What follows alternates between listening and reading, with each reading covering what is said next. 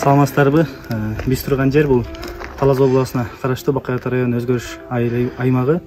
Өзгөрүш аймагында 3 мектеп бар. Ошонун бирөөсү толук эмес орто мектеби, Соборов атындагы ушул мектеп сиздер көрүп турган. Бул мектеп өзү ара фондусу менен бул жагына салынган. 3 сменде окушуп атат, балдар батпай. Ошонун негизинде быйыл мынакей Кыргыз Республикасынын финансы министрлигинин түрткү берүүчү грант аркылуу 3 миллион 300 миңге долбоор жазылып, 2 миллион 700 миңге жоопкерчилик шектелген Осо Magnet International деген фирма утту.